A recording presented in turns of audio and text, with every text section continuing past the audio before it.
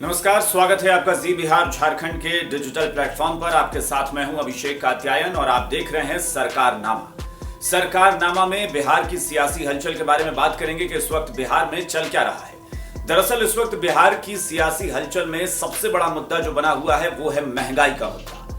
चूंकि पिछले कुछ महीनों से लगातार, बल्कि ये कहें कि पिछले एक साल से भी ज्यादा वक्त से, जब से कोरोना का दौर चल रहा है, महंगाई देश भर में बेतहाशा बढ़ती जा रही है। लेकिन पिछले 2-4 महीनों में तो इसने सारे रिकॉर्ड तोड़ दिए हैं। न सिर्फ पेट्रोल डीजल, बल्कि आपकी जरूरत की हर चीज की कीमत बाजार में बढ़ती जा रही है। चाहे वो खाद्य तेल हो, दूध हो, दही हो, सब्जी हो, राशन हो, इन सारी चीजों के दाम इतने ज्यादा बढ़ गए हैं कि लोगों के लिए घर चलाना मुश्किल हो गया है। और इनमें सबसे ज्यादा चुनौती अगर किसी के सामने है तो वो है महिलाओं के सामने, क्योंकि महिलाओं पर एक तरह से दबाव बन गया है कि वो किचन का बजट भी संतुलित रखें और लोगों का पेट भी, परिवार वालों का पेट भी भर सकें।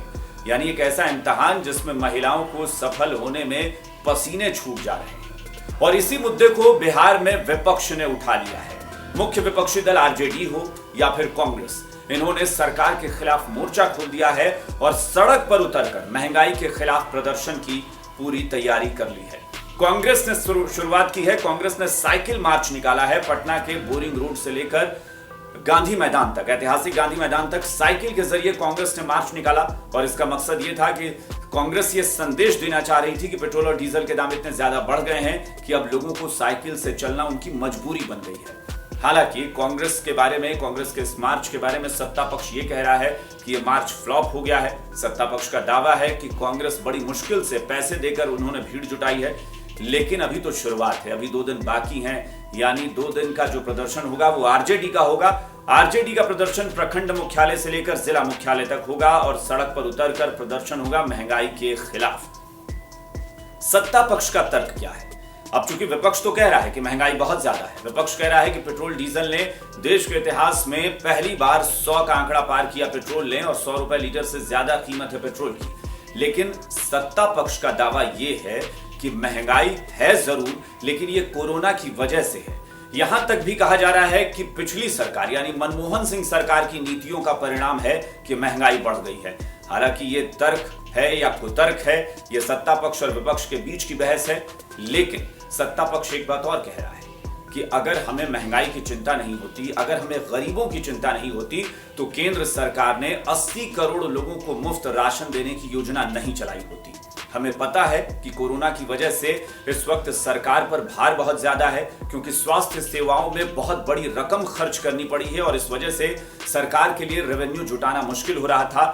तो लोगों की जेब पर थोड़ा बोझ जरूर पड़ा है, लेकिन सरकार लोगों की जान बचाने के लिए ही काम कर रही है और लोगों को राहत देने के लिए दूसरी तरफ 80 करोड़ लोगों को मुफ्त राशन देने की योजना चलाई जा रही है। विपक्ष का कहना है कि एक खास जो अर्थशास्त्र का सिद्धांत है, वो सिद्धांत इस बार फेल हो गया। एक्सपर्ट भी यही कह रहे हैं। अर्थशास्त्र का सिद्धांत ये कहता है कि अगर बाजार में किसी चीज की सप्लाई बहुत ज्यादा है और डिमांड कम है तो कीमत गिरती है, यानी महंगाई कम होती है। लेकिन इससे ठीक उलट इस वक्त देश में चल रहा है। कोरोना की वजह से लोगों की आर्थिक स्थिति बिगड़ी है, बहुत लोगों की नौकरी चली गई, बहुत लोगों की सैलरी में कटौती कर दी गई। इसकी वजह से लोगों ने खर्च में कटौती की। अगर लोगों ने खर्च में कटौती की है, बाजार में किसी सामान की डिमांड कम हुई है और सप्लाई भरपूर है, क्योंकि पिछले 2 साल में उत्पादन जो है अनाज का वो रिकॉर्ड रहा है, तो फिर जब सप्लाई पूरी है, डिमांड कम है, तो कीमत कम होने की बजाय बढ़ती क्यों जा रही है? तो अर्थशास्त्र का सिद्धांत भी इस बार पलट गया है और इसी को लेकर विपक्ष हमलावर है। विपक्ष कह रहा है कि दरअसल सरकार अपनी जेब भर रही है, सरकार लोगों से वसूली कर रही है और यही वजह है कि सरकार अच्छे दिन के दावे करके लोगों को जुमले के नाम पर बहलाने फुसलाने में कामयाब हो गई है। तो फिलहाल ये लड़ाई जरूर चल रही है, विपक्ष हमलावर जरूर है, सत्ता पक्ष बचाव कर रहा है। लेकिन देखते हुए ये जरूर हम कह सकते हैं कि सत्ता पक्ष के पास बहुत ज्यादा कुछ कहने को नहीं है बचाव में, इसलिए दबी जुबान से वो स्वीकार करने को मजबूर है कि हाँ, महंगाई बढ़ी है। अब देखना यह है कि कांग्रेस का 1 दिन का प्रदर्शन और आरजेडी का 2 दिन का प्रदर्शन क्या गुल खिलाता है और ये सरकार कितना दबाव में आती है, महंगाई पर कितना नियंत्रण कर पाती है, ये देखने वाली बात होगी।